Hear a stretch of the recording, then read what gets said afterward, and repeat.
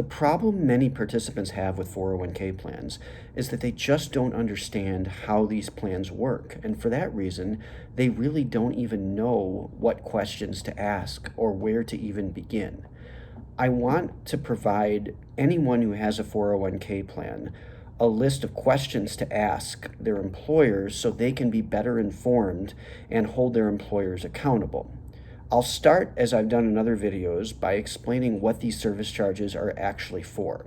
They include record keeping, administration, custodial, and advisory services. There's also mutual fund fees, but those are fairly easily found and can be looked up through Yahoo or Morningstar, for example. But the more confusing part is separating out the cost of the mutual funds with the cost of the actual services that are being provided. Record keeping is just how it sounds. It's the party that keeps the records, that provides a website, that provides an 800 number both for the employer and the employees, that keeps track of participant balances, that rebalances customized portfolio models if there are any, that administers loans. And of course, there's a charge for this services. In most cases, as I've said before, they are based, and I believe wrongly so, on a percentage of the overall account value. So as the total and your individual account value increases, then you will be subjected to additional record-keeping fees. This works the same way for the advisory fees, which are just the fees that the financial advisor charges. And in many cases, the financial advisor doesn't do a whole lot, maybe one meeting a year, and there's often not enough value provided to justify those fees.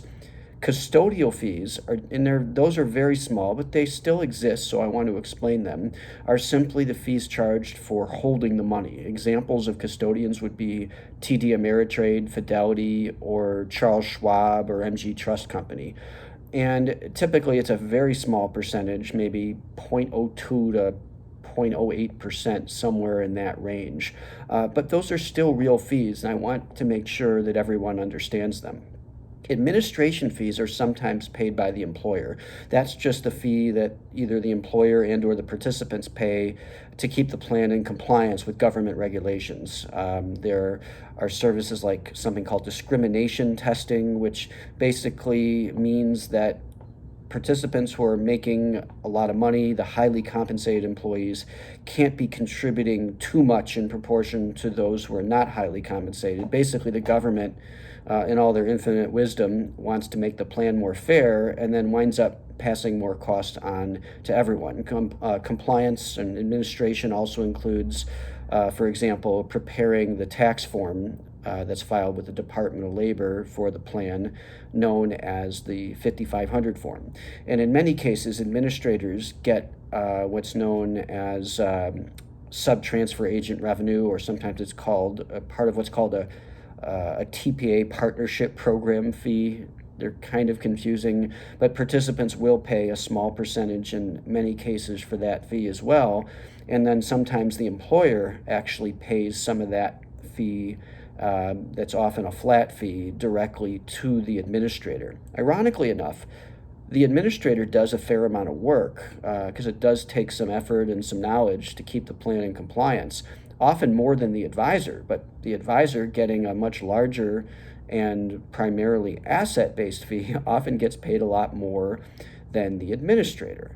So what does all this mean for you, the participant? Well, you want to ask your employer, how are these fees being calculated? Are they a flat fee? Are they based on a percentage of the account value? Am I paying for them, or are you paying for them? Or is it some kind of a combination of both? Can I opt out of these fees in any way? For example, there are often revenue sharing payments, which are basically kickbacks built into the cost of the funds that are kicked back to pay for some of these provider services. Could be record keeping, administration, and advisory fees. Are some of those funds that don't have kickbacks, and some of them are, meaning that you can choose certain funds that have less revenue sharing or no revenue sharing compared to others that do. In many cases, the employer doesn't even understand what these fees are either, so you might have to contact the provider directly or press the employer to find this out for you so you can start making informed investment decisions. And if you're not afraid to ask and you're not afraid to politely confront your employer, and maybe I don't want to say confront, but bring questions to light, is how the relationship with the record keeper and really the advisor came to place. In some cases, and this is really awful, but this does happen a fair amount of time, is that the employer has a friend or relative, and the employer, sometimes a sole business owner, decides to pay the advisor significantly above market rates, primarily with your money. It's not always deliberate. They just don't often know any better. And sometimes the business owner has more than 50% of the assets, meaning because the fees are usually paid based on a percentage of the account value and passed on in proportion to each person's balance, that means the owner is paying most of the fees anyway out of his or her account. In fact, then they would be better off actually writing a check directly to the advisor and or the other service providers for the fees, because they'll get a tax deduction. And on a net basis, they might only be paying a little more or perhaps even less than when they were paying the fees through the account. And of course, when you're paying with a check, you become a lot more aware of what these fees actually are and if they are reasonable in proportion to the level of services actually being provided. So this could help prompt the employer, by you asking questions, to reevaluate these fees and to make proper comparisons. That's why it's so important to point out my website. It doesn't sell anything, just has a lot of free, great information, 401kprovidersearch.com.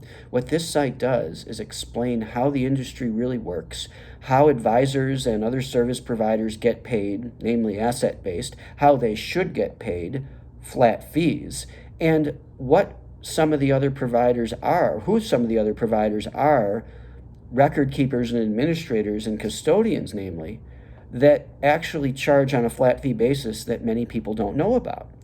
When employers do benchmarking, which they don't often do, but even when they do benchmarking, these benchmarking comparisons often include only the other not always particularly competitive asset-based fee providers. And many of those providers are some of the largest providers in the marketplace, like Hancock, Fidelity, Securian, Lincoln Financial, Great West, I believe it's now Empower. Many of these providers, while they're not exactly the same in terms of their services and their fee structure, they're very similar. Some of the lesser known providers, such as Guideline, Employee Fiduciary, and Alliance Pension, who I especially like because they combine not only a flat fee model, but a very high level of service, are simply not very well known, and I'm trying to bring attention to all of these providers. If you choose to do business with one of those providers, whether you mention my name or not, it doesn't make any difference to me because I don't receive any compensation whatsoever from any of these providers. I'm simply trying to make the industry more transparent and more efficient, and I want to help each of you make better decisions and feel confident and comfortable approaching your employer with intelligent questions so that you and your employer collectively can work together to improve the quality of your plan. At the bottom in this video, you'll see questions that I've listed. Everything I covered, I want everyone to check them out. Go to 401k Provider Search and read through it. Go through the questions that are also listed on my personal website, paulsipple.com, and maybe this will help make a difference.